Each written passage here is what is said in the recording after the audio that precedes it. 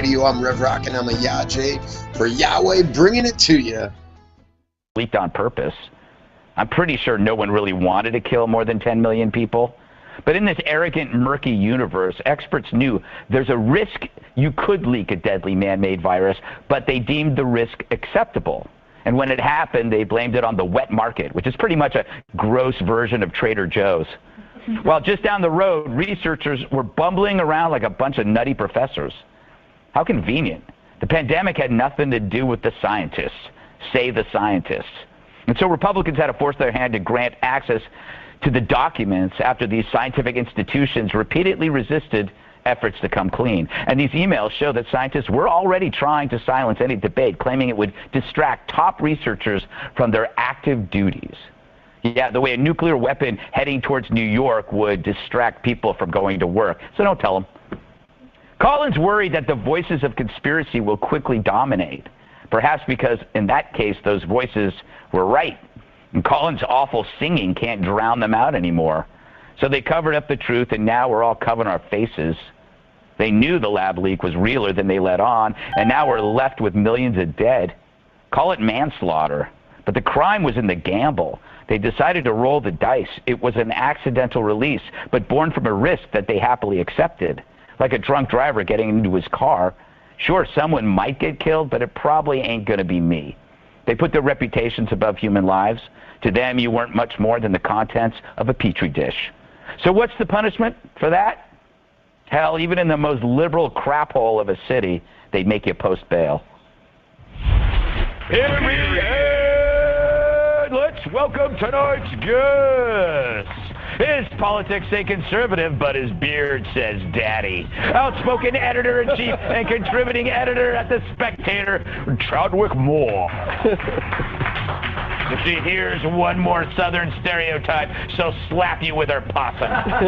Fox Business anchor, Dagan McDowell. Democrats say his comedy is worse than January 6th. Founder of the Loftus.party.com, Michael Loftus.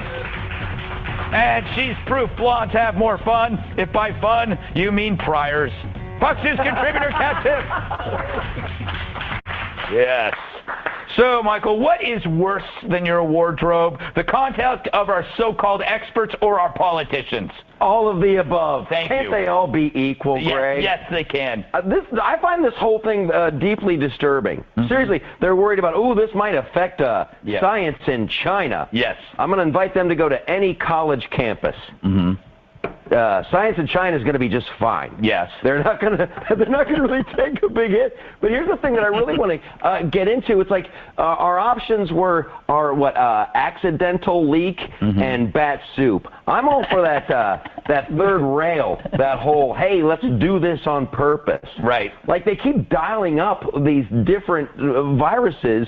This one just seemed too perfect. It's like this one kills redheads, this one kills blondes. Ooh, would you like something in it kills fat diabetics? Yeah. Ooh, that sounds lovely. Could you get that out right before the election? Well, that is the premise, though, was that, you know what, this is actually a really valuable exercise. We create the killer so we can figure out how to stop the killer. But the problem is they created the killer and the killer got loose. It almost sounds like a movie, Dagan. You know what? If people watched more movies about in the 80s, then this would never have happened. And let me explain. What happened to our healthy fear of communism? Yes. And communist countries wanting to wipe the United States off of the face of the earth, take away our luscious freedoms. Like, my parents raised me to be, fear the Soviet Union. They had nukes. They hated America. I watched Rocky and Bullwinkle. Boris and Natasha taught me really, must kill moose and squirrel. Where moose and squirrel? And then 1984, best movie maybe ever, Red Dawn. Of course, C. Thomas Howell gave me the tingles. Yes. So that's why I wore out the VHS tape. But again, Wolverine! The Soviet Union was evil, but it wasn't just the Soviet Union. I'm not talking McCarthyism, the Red Scare, like hunting people down. But we would never, like, don't these old coots, Gordon Lightfoot and Tony Fauci, don't they realize that this communist government, why would you give them money if you knew that they were going to do experiments in a lab that wasn't safe, which we knew about years a low-level ago. lab. I mean, at least make it a high-level lab. How hard is that? They want to destroy the United States, and if they had, you know, my knowledge from, say, Patrick Swayze movies, this would never have happened. Low-level, I mean, just put that little weather stripping in the windows. It's like $70. And is this the only lab in China that doesn't have security cameras? They're like, we don't know what happened. That's what I'm saying. So this is the question, Chadwick, that I haven't heard asked. Okay, so I'm not talking about premeditated murder. I'm talking about negligence. Nobody wanted Fauci and all that. They didn't want to kill a bunch of people. They thought in their heads that they were saving future lives, right? So they were doing God's work, so to speak. You know, they were saving millions by creating ways to, but instead $10 million less. They did it in a careless lab, in a careless way.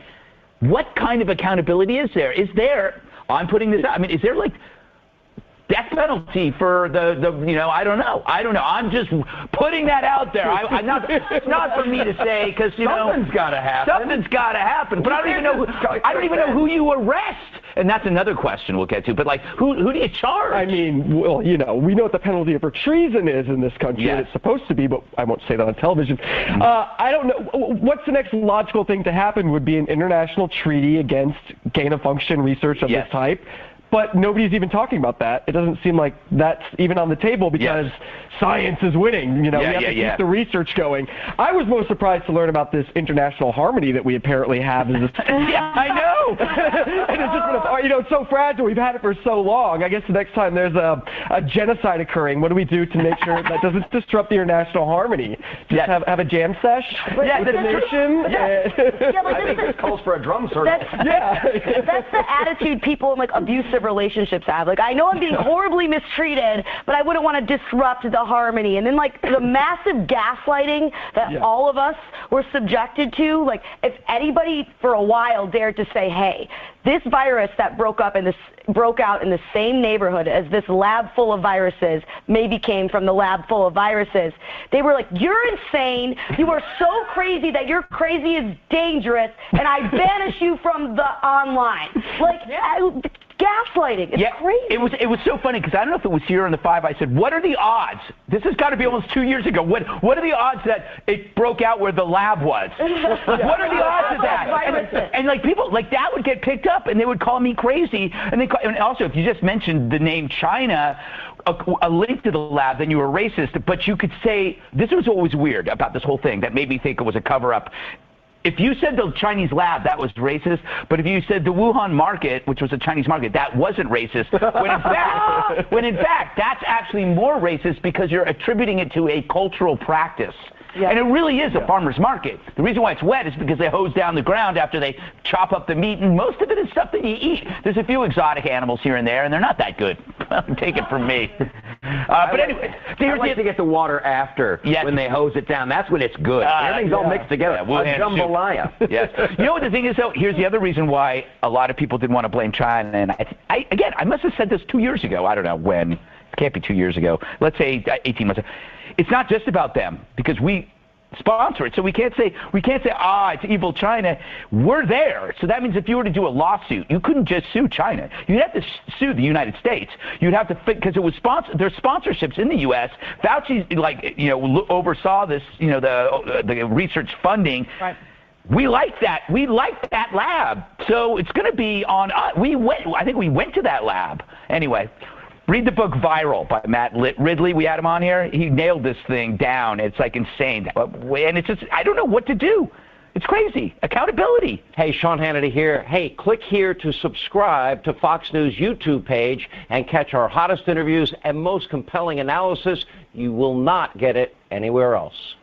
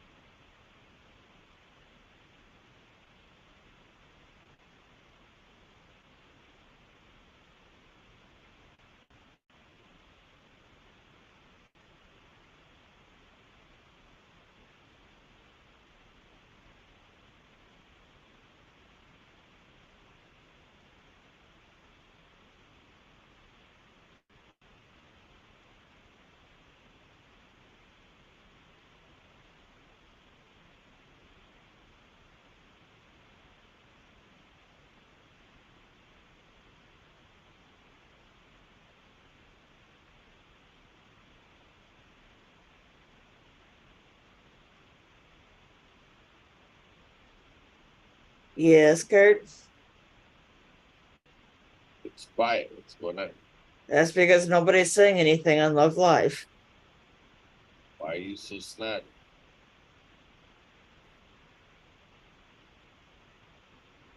Where's this attitude?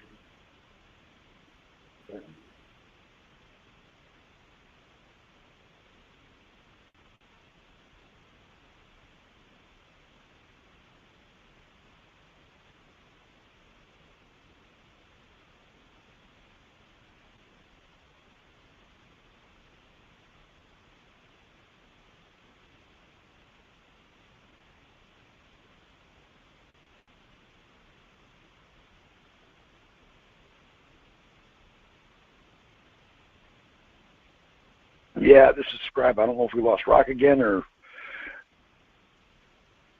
what's up, but yeah, I got to say, Greg Gutfeld is probably one of the most entertaining late night talk show hosts, and he definitely blows any other offering out there completely out of the water. Obviously, a lot more thought goes into his work and his material than the likes of the Colberts and some of the others anyway.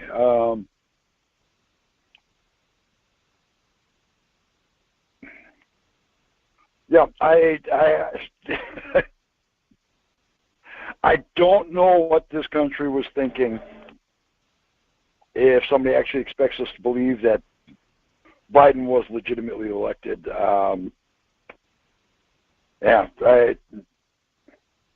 Mike Cockatoo could probably find a better job or do a better job.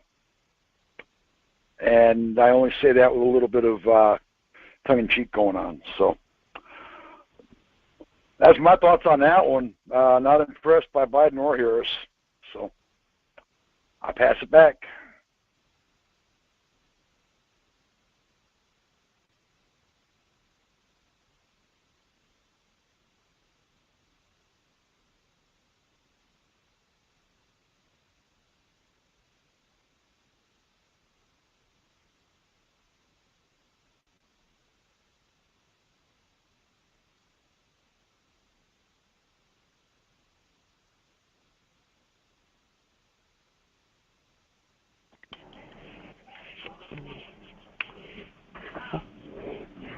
Well, are you passing it back so I can say something, or are we waiting for Rock? Well, if you've got something you want to add to that, or your insights on it would be appreciated until Rock gets back. Okay. Well, it was for me to, Yah tells us to set our conversations aright. And how can we talk on, a politician or those that are, in the medical field, doing all these testings, the scientists and stuff, that was disturbing to me, that they can, like you said, make a disease and it leaks out and then turn around and blame it that it's happened, it just happened, when really their actions caused it. And to me, that's just like any sin. We do it and it has an effect, and that effect is death. And unless we grab a hold of the law of spirit and of Ruach and truth, then how can we not go every which way but loose? It's the old long time story of man without Yah. Without Yah, we just, I guess they're doing evil and blaming somebody else, and that was the very first sin, was blame.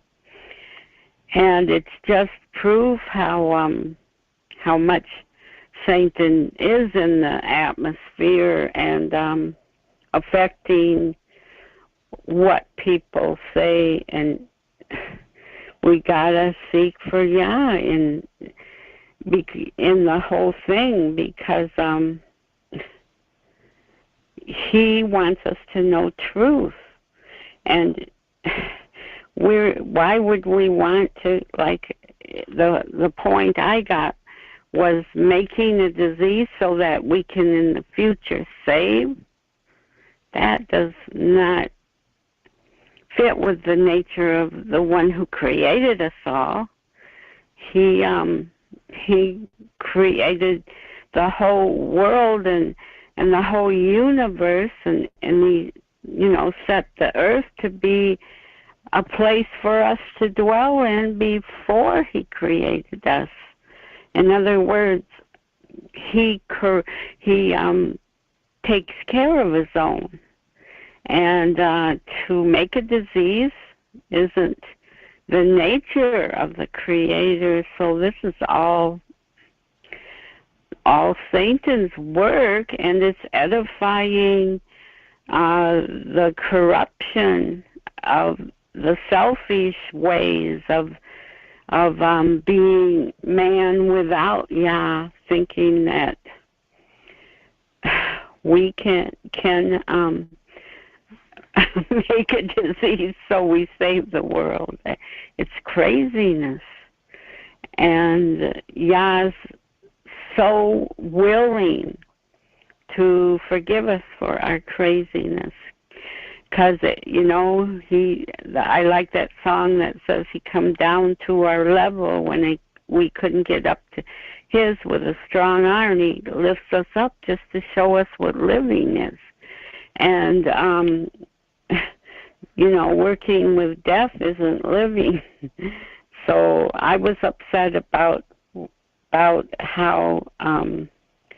scientists are, how government officials are, how they're just trying to figure out what's the best way for them, and thinking, well, that's the way to go because life's centered around them. When wouldn't, if a politician is to be our servant, I like what was said, that, a servant hears what the people want, but most of all, I believe he weighs everything with Yahweh. He considers Yah's way first, and then instead of having to blame somebody for wrong things, we are leaders in right. So, yeah, it's so obvious the corruption that Satan's brought to mankind, and how easily we're pulled away by our own lust, our own what we think is best for us. So I heard, was it Scribe or Rock? One of you expressed that Trump, it was Scribe or Rock that said, Trump tried to listen to the people. He was being truly what a politician or a president or a leader in government should be. So, that's a good example. And, looking at the kind of things that effects he had when he was in government, shows us a good example for us, for anyone who wants to serve America with acknowledging Yah in it, and not not try to be the most comfortable they can in this life, but agree with their part in infinity, recognizing that there is infinity, that we go from one plateau and experience to another. That's how those of us that have life and we don't even have life in the Ruach until we receive our Messiah. We count on the blood of Yeshua to correct our sins and make us able to change. And so with the Ruach, there can be changes. And again, we're called to pray for those in authority. So I'll pass.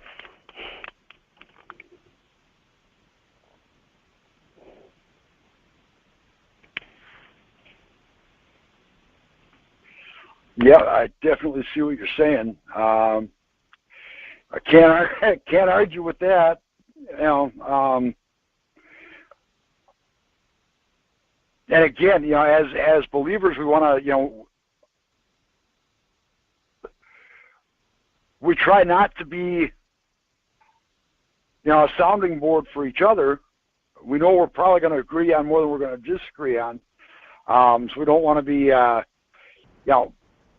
preaching to the choir, as it were.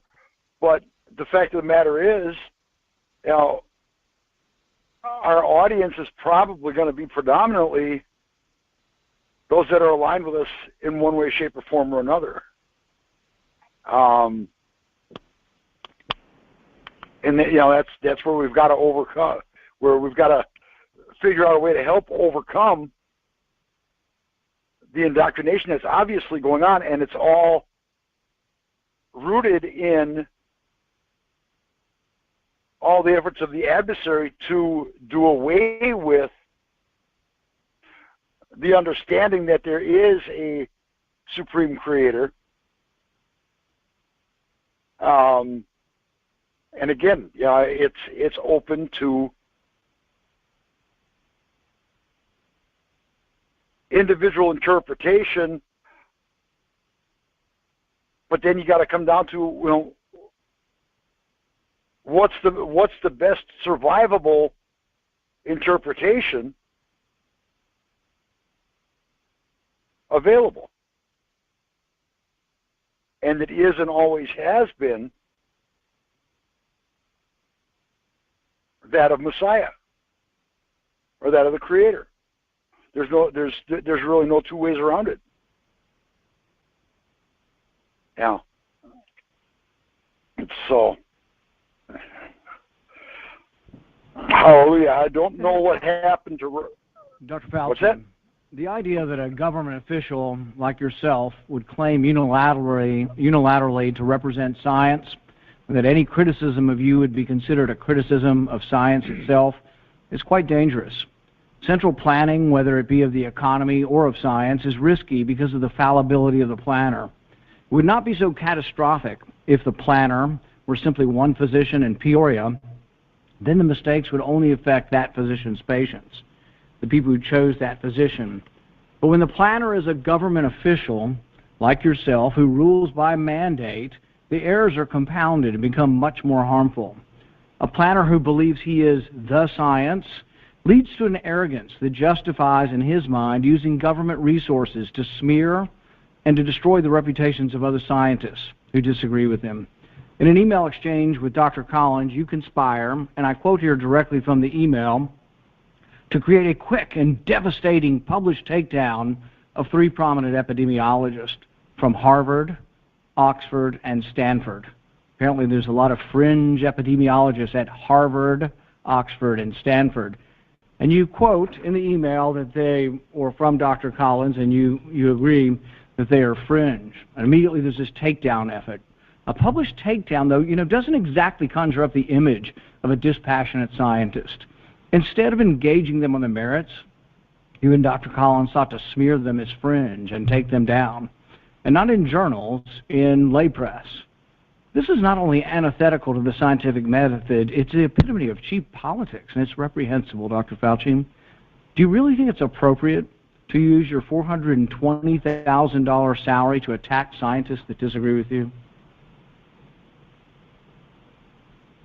The email you're referring to was an email of Dr. Collins to me. If you look at the email that you responded to and hurried up and said, I can do it, we got something in Wired magazine. No, I think in usual fashion, Senator, you are distorting everything about me. Did you ever object to Dr. Collins' characterization of them as friends? Did you write back to Dr. Collins and say, no, they're not friends, they're esteemed scientists, and it would be beneath me I did not do that? You responded to him that you would do it, and you immediately got an article in Wired, and you sent it back to him and said, hey, look, I've got him. I nailed him in Wired of all scientific publications. That's not what went on. There you go again. You just do the same thing every hearing. That was your response. And this wasn't the only time. So your desire to take down people... You're incorrect. As usual, Senator, you are incorrect almost everything you say. Well, no, you deny, but the emails tell the truth of this. No. This wasn't the only time. Your desire to take down those who disagree with you didn't stop with Harvard, Oxford, and Stanford. You conspired with Peter Daszak, who you communicated with privately, and other members of the scientific community that wrote opinion pieces for Nature. 5 of them signed a paper for Nature, an opinion piece. 17 signed a paper that called it conspiracy theory, the idea that the virus could have originated in the lab. Do you think words like conspiracy theory should be in a scientific paper? Senator, I never used that word when I was referring to it. You're distorting virtually everything. Did you communicate with the 5 scientists who wrote the opinion piece in Nature where they were describing, there's no way this could have come from the lab? That was not me. Did you talk with any of those scientists privately? You keep distorting the truth. It is stunning how you do. Did you talk to any of the scientists privately who wrote the opinion? You did. Well, what were they telling you privately? Well, let me explain. You're going back to that original discussion when I brought together a group of people to look at every possibility with an open mind. So not only are you distorting it, you were completely turning it around. Were most of the scientists that came to you privately, did they come to you privately and say, no way, this came from the lab? Or was their initial impression, Dr. Gary and others that were involved, was their initial impression actually that it looked very suspicious for a virus that came from a lab? Senator, we are here at a committee to look at a virus now that has killed almost 900,000 people. And the purpose of the committee was to try and get things out, how we can help to get the American public. And you keep coming back to personal attacks on me that have absolutely no relevance to reality. Do you think anybody has had more influence over our response to this than you have? Do you think it's a great success? Do you think it's a great success what's happened so far? Do you think the lockdowns were good for our kids? Do you think we slowed down the death rate? More people have died now under President Biden than did under President Trump. You are the one responsible. You are the architect. You are the lead architect for the response from the government, and now 800,000 people have died. Right. Do you think it's a winning success, what you've advocated for government? Senator, first of all, if you look at everything that I said, you accuse me of in a monolithic way telling people what they need to do. Everything that I've said has been in support of the CDC guidelines. Wear a mask, get boosted. And you've advocated to make it coercive and done through force. You've advocated it to be done by mandate. Right. You've advocated that your infallible opinion be dictated by law. Right. So, again, Madam Chair, I would like just a couple of minutes because this happens all the time. You personally attack me, and with absolutely not a shred of evidence of anything you say.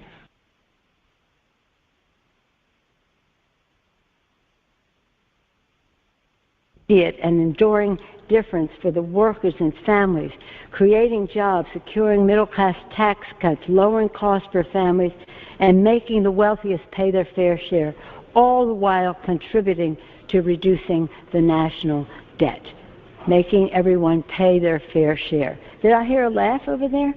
Did I hear a laugh from those who added $2 trillion in tax cuts for the richest people in America, 1%, 83% of it going to the top 1%.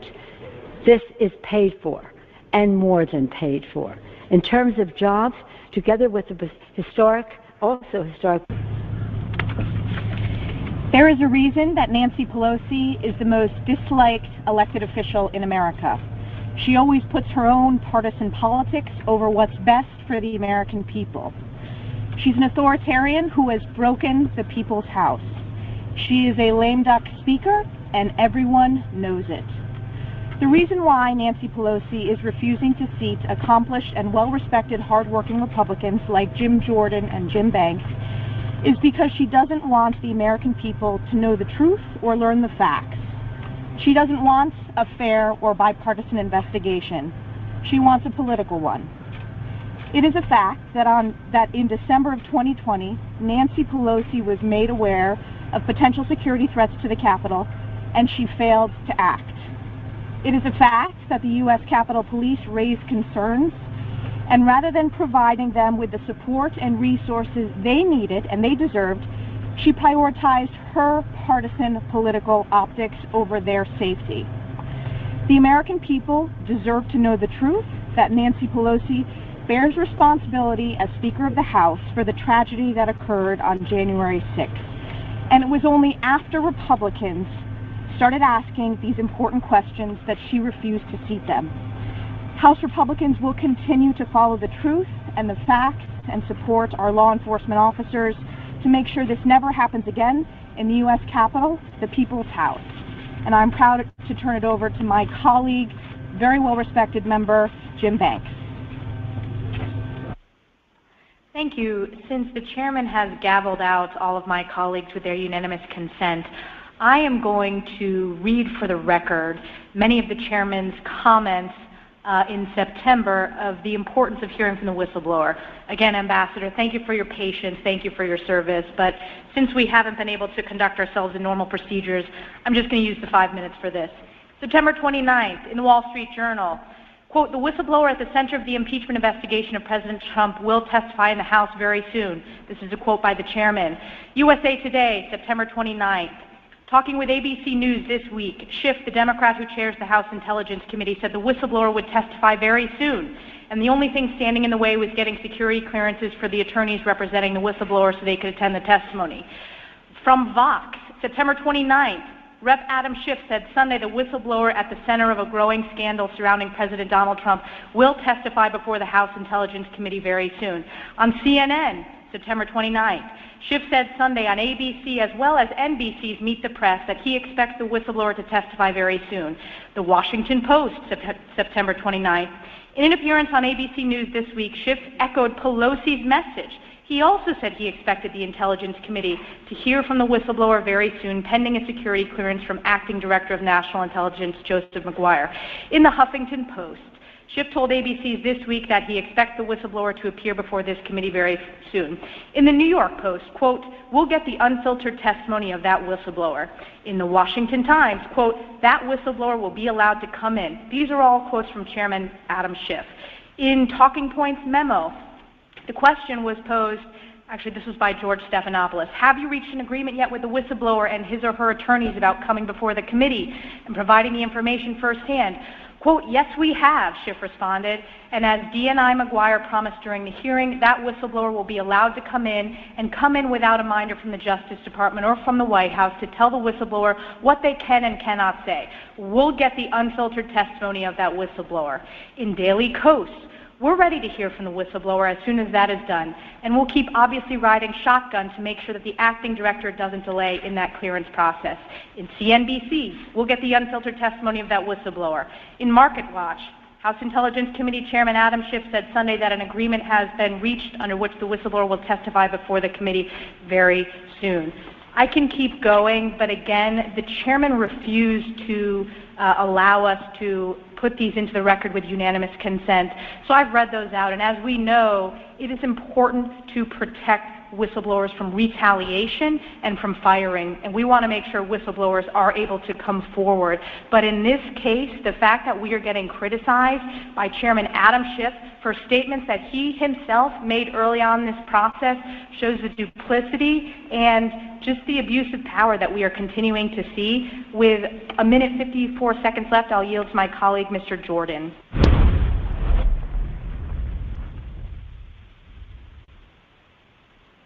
Mr. Roy, seek recognition. Move to strike the last word. That the gentleman is recognized. Well, as the gentlelady on the other side of the aisle knows, I too live in Texas. Raised my son, daughter to respect firearms. We shoot them frequently on our property. We shoot semi-automatic weapons on my property. I teach my children how to use them safely. I teach them what they're used for, why we have the ability to have firearms. And yes, we use it for hunting. My son shot his first deer. Will the gentleman yield for a question? Briefly. Yeah, very question. What do you use semi-automatic weapons for? I use semi-automatic weapons to kill hogs. I use semi-automatic weapons for sport and shooting on our property, but I also have semi-automatic weapons, and I'm getting to the point. Thank you. Because a semi-automatic weapon is a weapon that you can use for self-defense. It is a semi-automatic weapon that you can use to defend yourself against home invaders, but also, let's be clear, against tyranny. The gentlelady is talking about the Second Amendment in the context of hunting, as if my rights are reduced in the Constitution to a 410 or a single shot or lever action 22, as if that was what was expressly put forth as how we're supposed to be defending ourselves. Yield again? And let me go ahead and finish my time, sir, unless we want to add more time. Very, very quickly, question. But I need more time. Will the gentleman give me another 30 seconds? Yes. Okay, I'll yield. You said that you could use a semi-automatic weapon to fight tyranny. Sure. You mean you'd use it against American troops? The very existence of the Second Amendment is designed purposefully to empower the people to be able to resist the force of tyranny used against them to step over their natural rights given to them by God. That is why the Second Amendment exists. That is very specifically why the Second Amendment exists. And let's be very clear about that. Let's rewind the clock a little bit, as I know at least several justices have written in Supreme Court opinions, but about what life looked like in the 19th century and what the government was doing to remove the ability of either slave owners or, importantly, freed blacks, or, importantly, whites who even stood up in defense of blacks or against slavery, and the efforts by the South and the efforts by the strong arm of government to remove their ability to have firearms. That is an absolute, undeniable, documented, historic fact in our country. As written by Robert Verbruggen in National Review, and I'm happy to submit this to the record without objection, he writes, "The heart of the problem is that in an effort to stave off rebellion and maintain the racial caste structure that had developed under slavery, state and local governments refused to respect freedmen's constitutional rights. Crucial to the South's efforts were gun control laws that applied to blacks and blacks alone." This does not show that, and it goes on further, I'm going to take too longer, where it goes into the South's campaign against black gun ownership, not surprisingly, began long before the Civil War. Two slave rebellions in the 1820s stoked whites' fears, and in response, many legislatures amended their laws prohibiting slaves from carrying firearms to apply the prohibition to free blacks as well. When the government, and he writes further, and I agree with this, when the government has the ability to forbid gun ownership, it has the ability to render groups it dislikes helpless to defend themselves, regardless of whether modern gun control accomplishes its purpose of reducing crime, and for the record, there is no evidence it does, and I agree with that as well.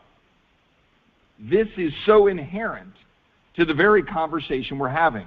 My colleagues on the other side of the aisle just blithely dismiss due process. A former judge even saying, arguments about due process. You have the opportunity to be heard after. You have the opportunity to be heard after your rights have been taken away. That's the key issue here. We are absolutely destroying the bedrock principle that your rights are given to you by God and that you can't just have to go to the government to ask permission to exercise those rights. And when would the gentleman yield for a question? Could I ask Mr. Roy a question? Would you yield for a second? I mean, I need to finish up my time. I already have a few seconds left over from the chairman. I'm happy to engage with you in colloquy later. And I would point out that my colleague from Maryland, again, just sort of rolled over the fact that it was very expressed in the Supreme Court's ruling that the Second Amendment protects an individual right to possess a firearm unconnected with service in a militia. My colleagues like to continually try to connect that to militia service, but we all know that what a militia looked like in 1775 and 1776. I appreciate that the chairman gave me a little extra time in light of our exchange and questioning. I yield back. The gentleman yields back. For And Speaker Pelosi and Joe Biden's solution to that is to pay people to stay out of work rather than incentivizing people to get back to work.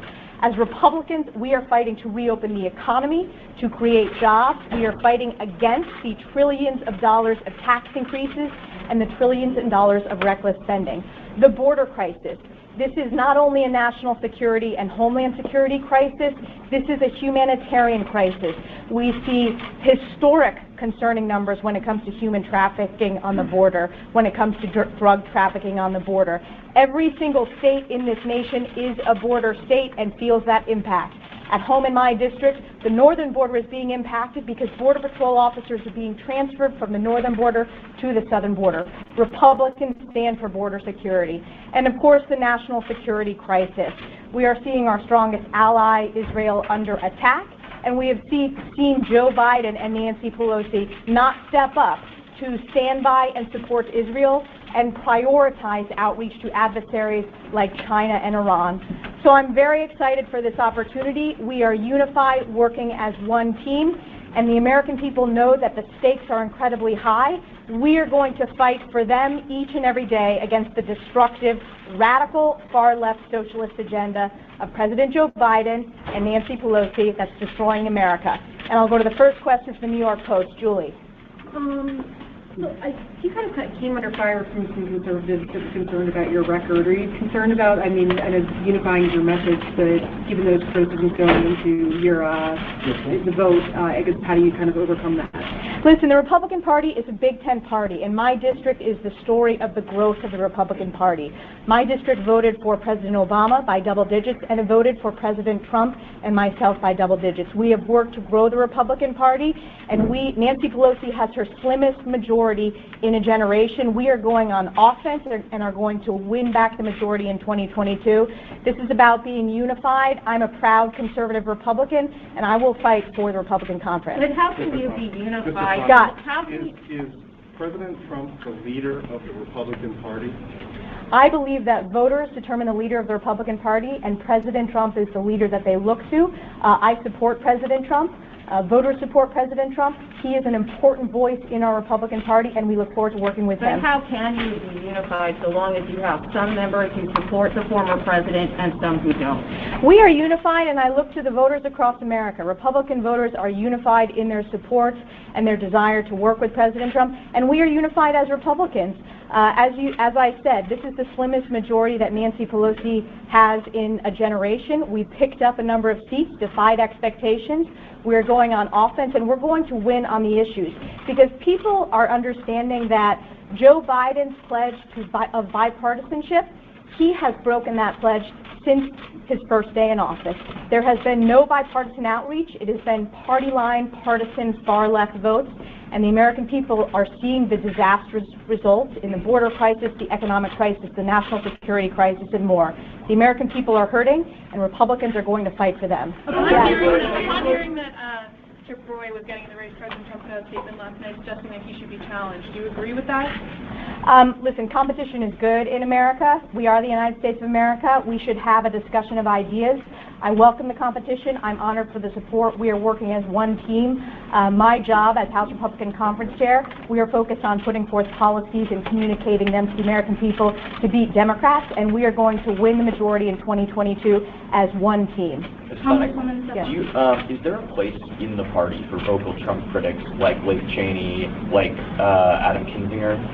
Liz Cheney is a part of this conference. Adam Kinzinger is a part of this conference. They were elected and sent here by the people in their district. They are part of this Republican conference. We are unified in working with President Trump. my job representing our Republican members. The vast majority of you look forward to working with President Trump. Yes. Last question.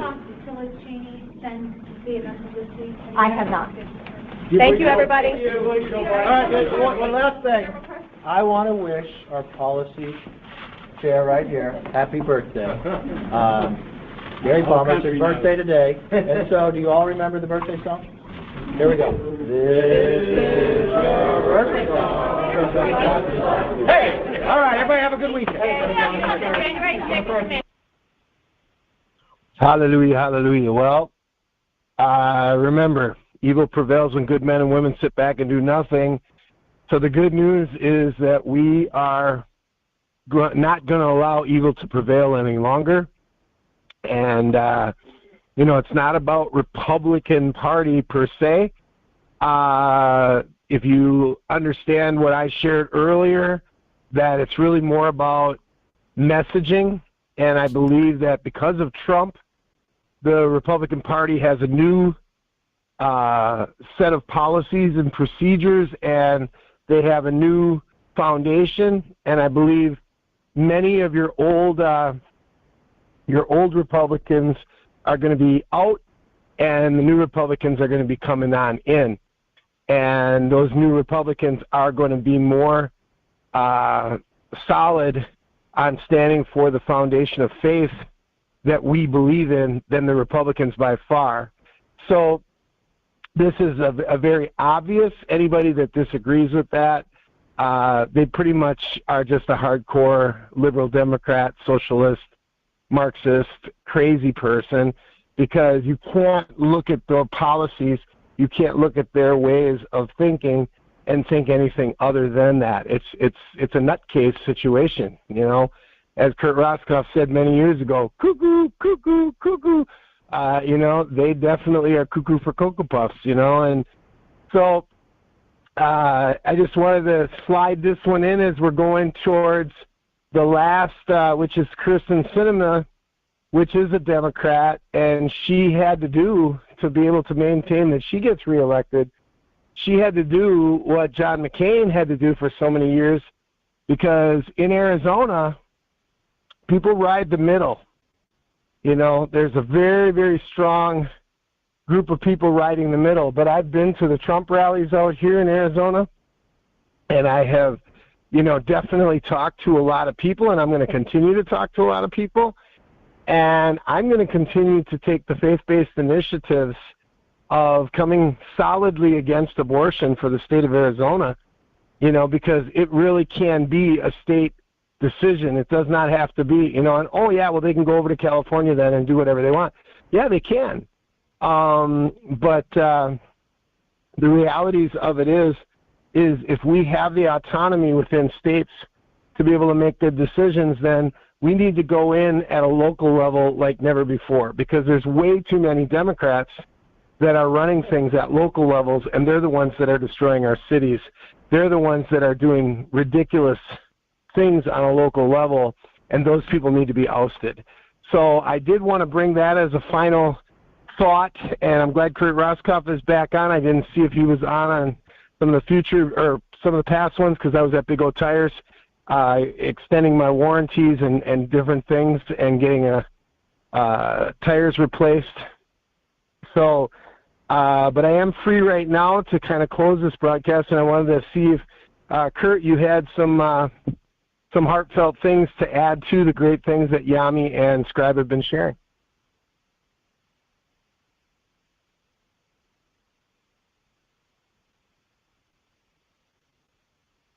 This is your chance to have a voice.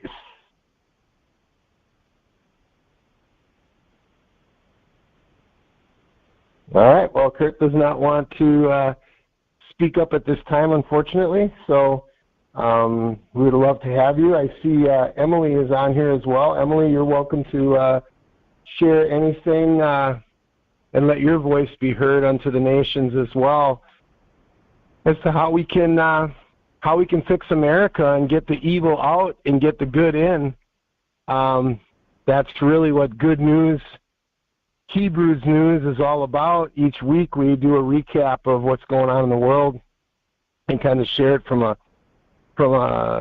person-to-person perspective to put out there our best foot forward, because we don't want evil to continue to prevail. We want the goodness to prevail. Hallelujah.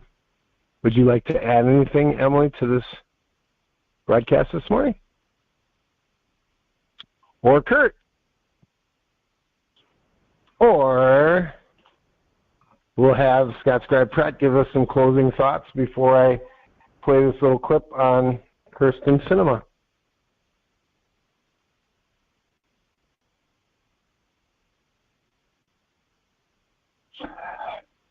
Wow, more thoughts. I'm about burnt out. I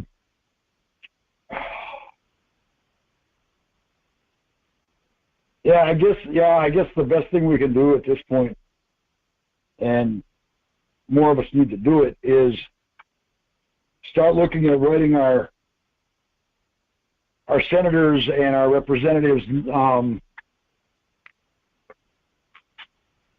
a manner that's bathed in prayer, and letting them know that, we see through them, we see through their hypocrisy, and yes, we are judging them. We're judging them righteously, not unlike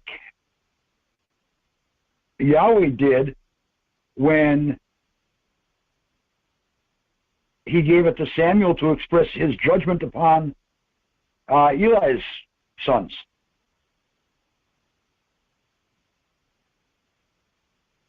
They're put in a position of authority, and I don't see how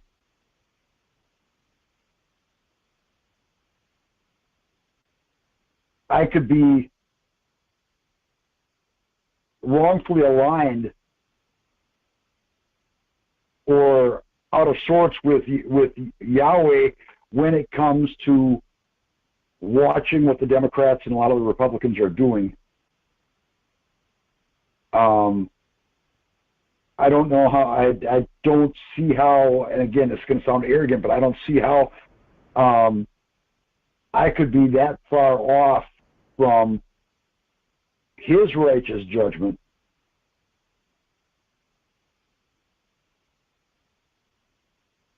when it comes to the things they're doing that they hope they don't get called out for.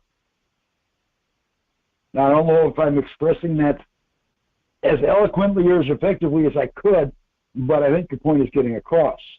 Yahweh is watching all this. We were given the responsibility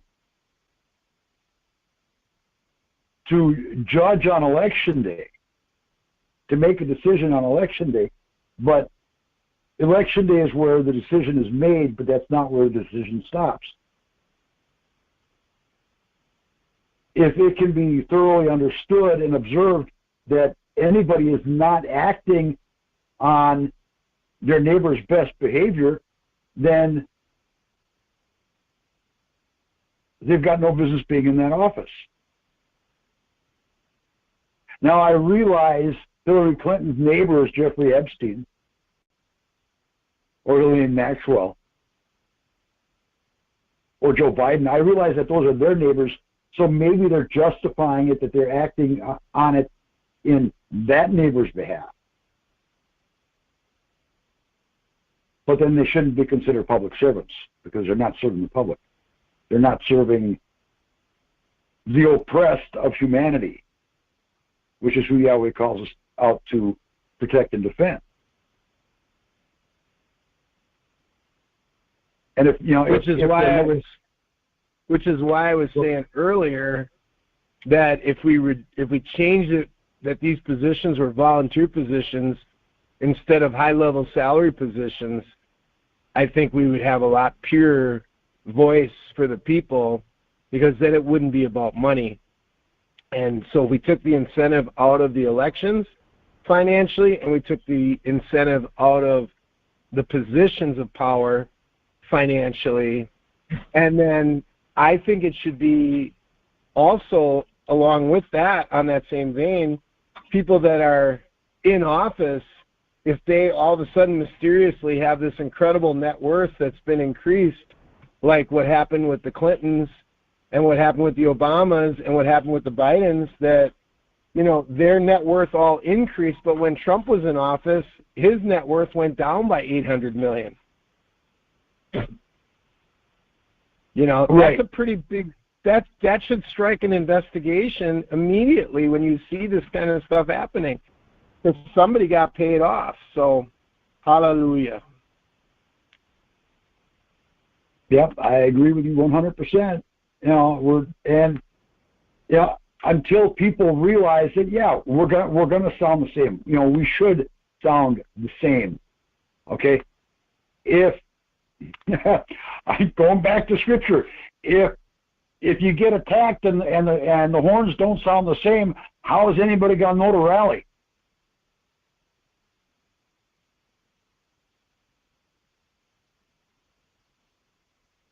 Yeah, it's common sense. If the call to attention isn't, you know, if you've got a bell on one end of the ship ringing one thing for, you know, for a specific purpose, but the one at the front of the ship is saying, well, I'm going to ring it 3 times for what that one means. You know, who the heck is going to know what's going on? But the fact of the matter is, most people don't pay enough attention, don't want to pay enough attention, because now we've got it so good that we've all got something to lose, and nobody really wants to fight for it.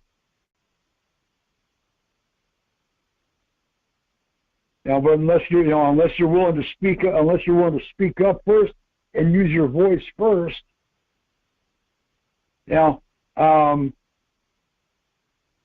if you take action before considering it and using every legal means possible, legitimate means possible, then we're all going to be sitting like those supposed insurrectionists that have been sitting in federal lockup since January 6th, having Yah only knows what happened to them. It's an ongoing saga. So, with that, I'll pass.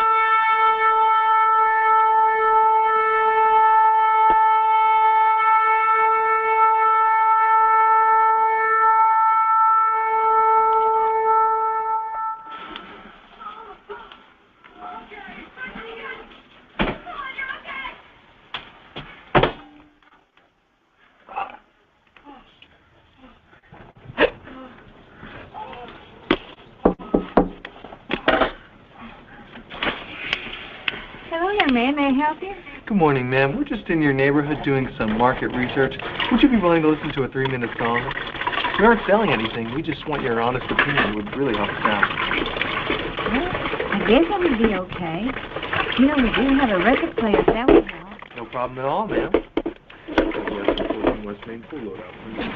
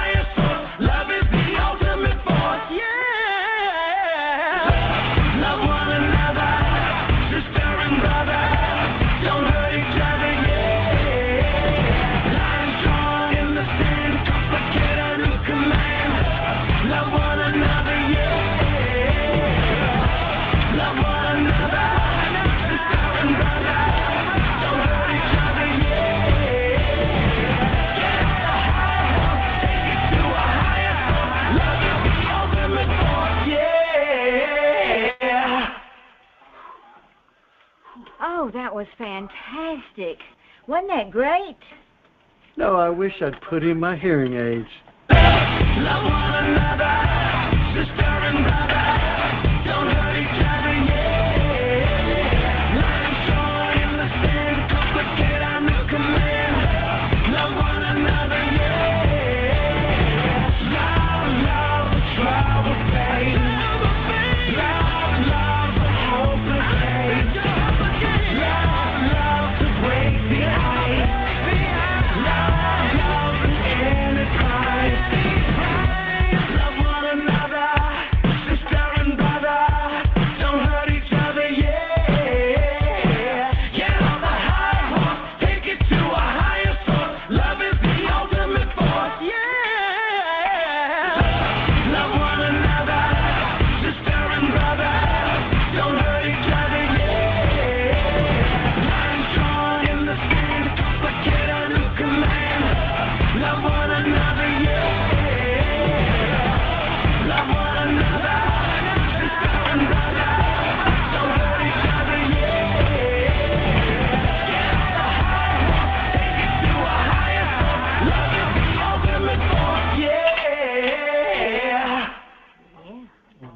Love Live, Reacting Reality Radio, Rev Rock Yahweh for Yahweh.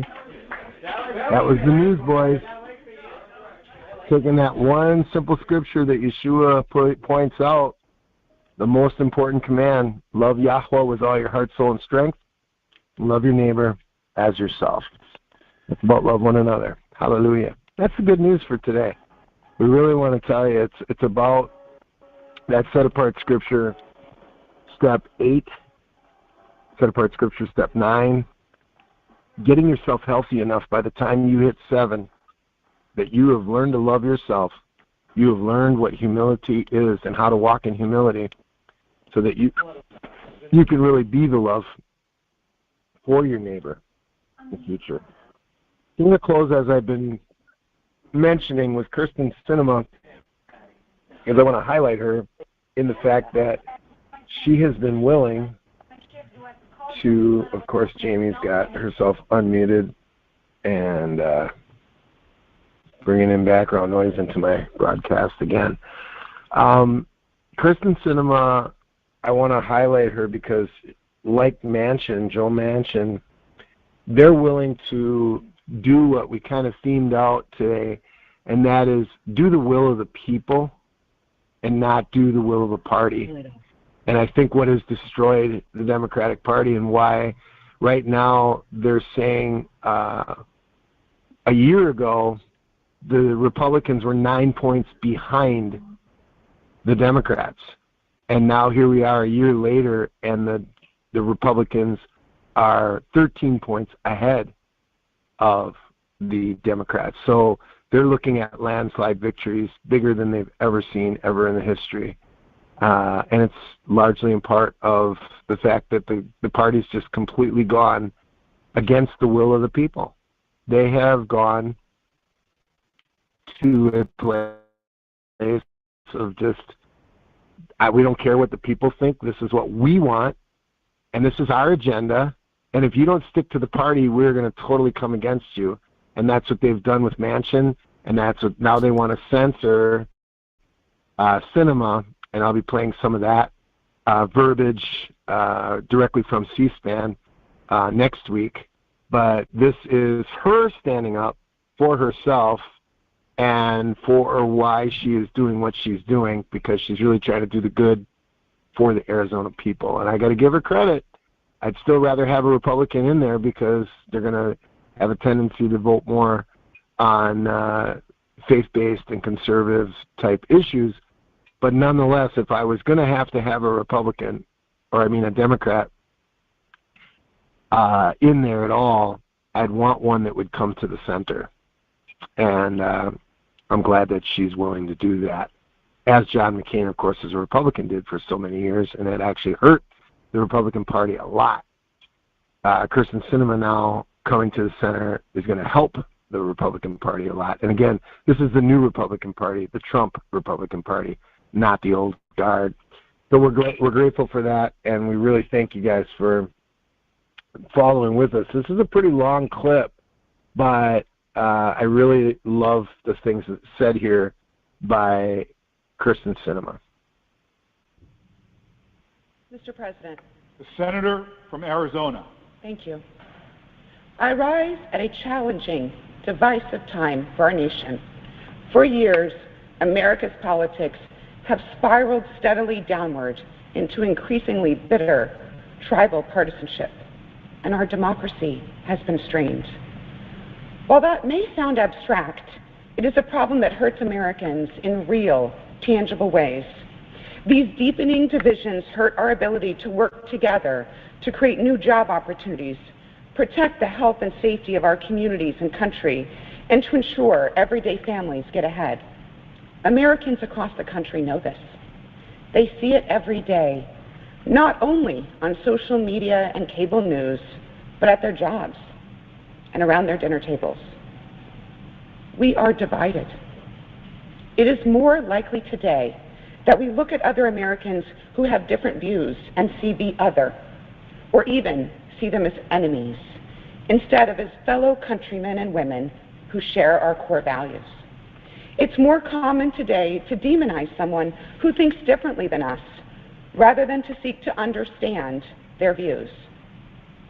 Our politics reflect and exacerbate these divisions, making it more and more difficult to find lasting, broadly supported solutions to safeguard our freedoms, keep our country safe, and expand opportunity for all our citizens. So 2 questions face us as a nation. Where does this descending spiral of division lead? And how can we stop it? Our country's divisions have now fueled efforts in several states that will make it more difficult for Americans to vote and undermine faith that all Americans should have in our elections and our democracy.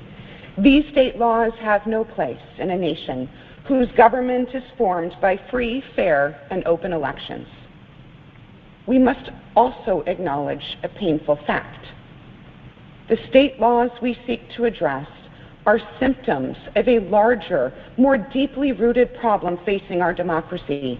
The divisions themselves, which have hardened in recent years and have combined with rampant disinformation to push too many Americans away from our basic constitutional values.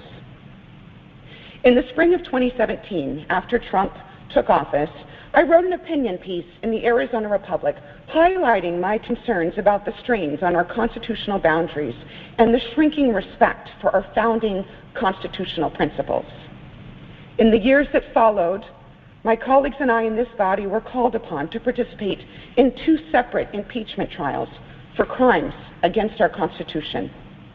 And on January 6th last year, I was standing in this very spot, speaking in this very chamber, defending Arizona's fair and valid election against disinformation when violent insurrectionists halted the presidential certification. Threats to American democracy are real. I share the concerns of civil rights advocates and others I've heard from in recent months about these state laws. I strongly support those efforts to contest these laws in court and to invest significant resources into these states to better organize and stop efforts to restrict access at the ballot box. And I strongly support and will continue to vote for legislative responses to address these state laws, including the Freedom to Vote Act and the John Lewis Voting Rights Advancement Act that the Senate is currently considering. I support these bills because they strengthen Americans' access to the ballot box, and they better ensure that Americans' votes are counted fairly. It is through elections that Americans make their voices heard, select their representatives, and guide the future of our countries and our community. These bills help treat the symptoms of the disease, but they do not fully address the disease itself. And while I continue to support these bills, I will not support separate actions that worsen the underlying disease of division infecting our country. The debate over the Senate 60-vote threshold shines a light on our broader challenges. There's no need for me to restate my long-standing support for the 60-vote threshold to pass legislation. And there's no need for me to restate its role protecting our country from wild reversals in federal policy. It is a view I've held during my years serving in both the U.S. House and the Senate, and it is the view I continue to hold. It is the belief that I have shared many times in public settings and in private settings. Senators of both parties have offered ideas, including some that would earn my support, to make this body more productive, more deliberative, more responsive to Americans' needs, and a place of genuine debate about our country's pressing issues. And while this week's harried discussions about Senate rules are but a poor substitute for what I believe could have and should have been a thoughtful public debate at any time over the past year, such a discussion is still a worthy goal. But a discussion of rules falls short of what is required. American politics are cyclical, and the granting of power in Washington, D.C. is exchanged regularly by the voters from one party to another. This shift of power back and forth means the Senate 60 vote threshold has proved maddening to members of both political parties in recent years, viewed either as a weapon of obstruction or a safety net to save the country from radical policies, depending on whether you serve in the majority or the minority. But what is the legislative filibuster other than a tool that requires new federal policy to be broadly supported by senators representing a broader cross-section of Americans, a guardrail, inevitably viewed as an obstacle by whoever holds the Senate majority, but which in reality ensures that millions of Americans represented by the minority party have a voice in the process. Demands to eliminate this threshold from whichever party holds the fleeting majority amount to a group of people separated on two sides of a canyon, shouting that solution to their colleagues, and that makes the rift both wider and deeper. Consider this. In recent years, nearly every party line response to the problems we face in this body, every partisan action taken to protect a cherished value, has led us to more division, not less. The impact is clear for all to see. The steady escalation of tit for tat, in which each new majority weakens the guardrails of the Senate and excludes input from the other party, furthering resentment and anger amongst this body and our constituents at home. Democrats' increased use of requiring cloture for judicial nominees under President George W. Bush led to similar tactics by Republicans under President Barack Obama. The 2013 decision by Senate Democrats to eliminate the 60-vote threshold for most judicial and presidential nominations led directly to a response in 2017 by Senate Republicans, who eliminated the threshold for Supreme Court nominees. These short-sighted actions by both parties have led to our current American judiciary and Supreme Court, which, as I stand here today, is considering questions regarding fundamental rights Americans have enjoyed for decades. Eliminating the 60-vote threshold on a party line with the thinnest of possible majorities to pass these bills that I support will not guarantee that we prevent demagogues from winning office. Indeed, some who undermine the principles of democracy have already been elected. Rather, eliminating the 60-vote threshold will simply guarantee that we lose a critical tool that we need to safeguard our democracy from threats in the years to come. It is clear that the two-party strategies are not working, not for either side, and especially not for the country. Now, it's comfortable for members of each party, particularly those who spent their career in party politics, to think that their respective party alone can move the country forward. Party control becomes a goal in and of itself, instead of prioritizing a healthy, appropriate balance in which Americans' diverse views and shared values are represented.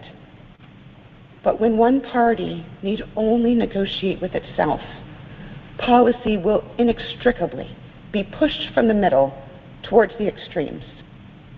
And I understand there are some on both sides of the aisle that prefer that outcome, but I do not. And I know that Arizonans do not either.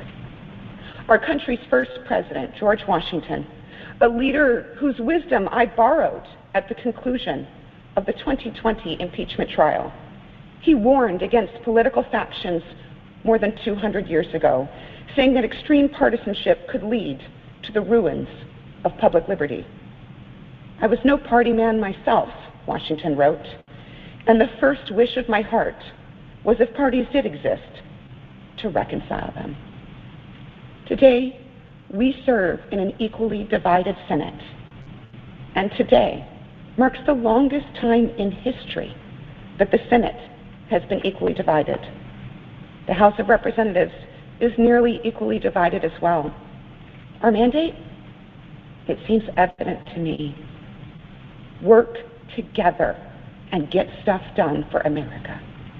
And the past years have shown when a party in control pushes party line changes exceeding their electoral mandate, the bitterness within our politics is exacerbated.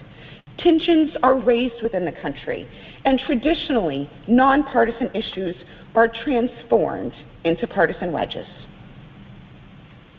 We must address the disease itself, the disease of division, to protect our democracy. And it cannot be achieved by one party alone. It cannot be achieved solely by the federal government. The response requires something greater and, yes, more difficult than what the Senate is discussing today. We need robust, sustained strategies that put aside party labels and focus on our democracy, because these challenges are bigger than party affiliation.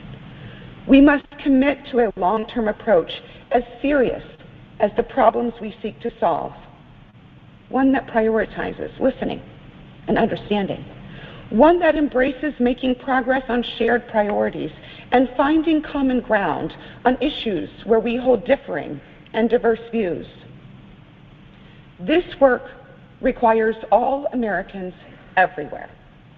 Efforts to fix these problems on a bare majority party line will only succeed in exacerbating the root causes that gave way to these state laws in the first place, extending our descent into a more fragmented America.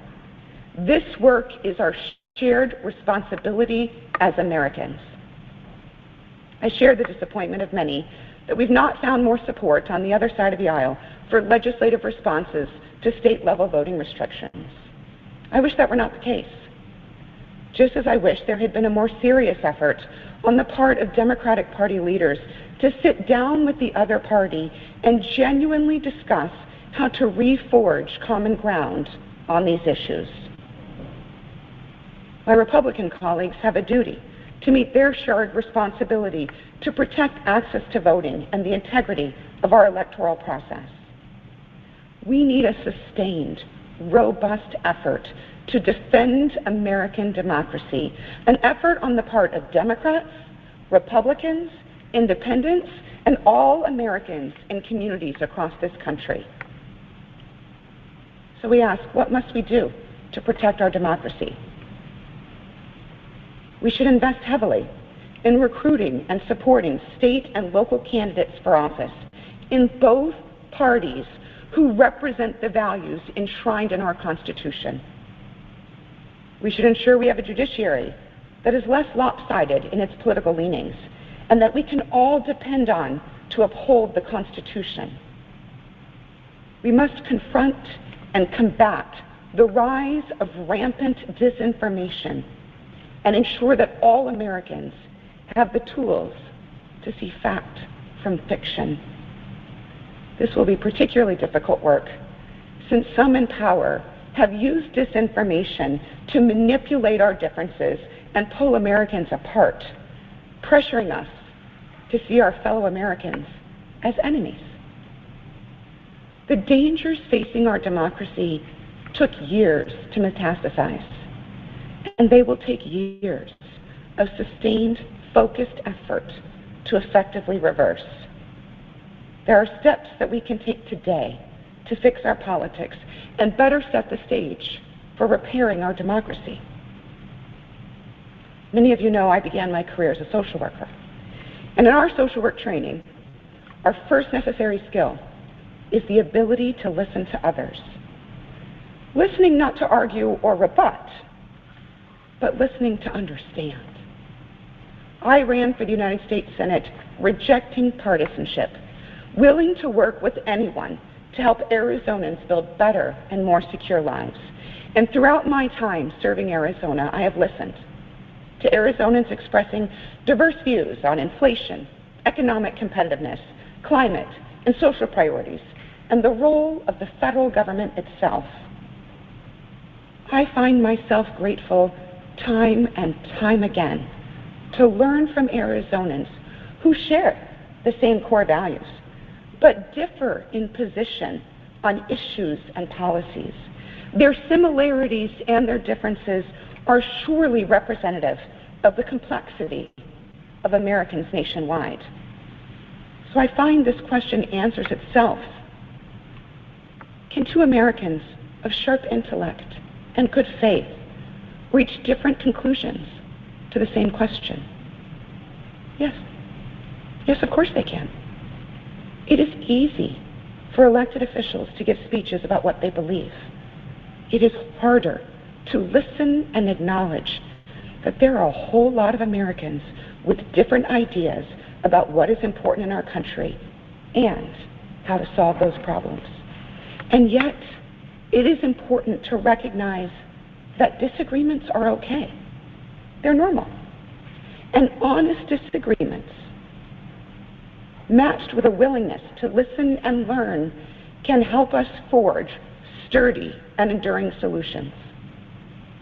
You know, Congress was designed to bring together Americans of diverse views, representing different interests, and as a collective, to find compromise and common ground to serve our country as a whole. We face serious challenges, and meeting them must start with a willingness to be honest, to listen to one another, to lower the political temperature, and to seek lasting solutions. Some have given up on the goal of easing our divisions and uniting Americans. I have not. I've worked hard to demonstrate in my public service the value of working with unlikely allies to get results, helping others see our common humanity and finding our common ground. And I remain stubbornly optimistic because this is America. We have overcome every challenge we've ever faced. And I am committed to doing my part to avoid toxic political rhetoric, to build bridges, to forge common ground, and to achieve lasting results for Arizona and this country. But we are in desperate need of more. More people who are willing to listen, to seek understanding, to stitch together the fabric of our country that has been ripping round the edges. More people who are willing to put down the sticks sharpened for battle and instead pick up their neighbors to learn why they're angry or upset or left behind. So I call on each of us as Americans, let us be those people. We are but one country. We have but one democracy. We can only survive. We can only keep her if we do so together. Thank you.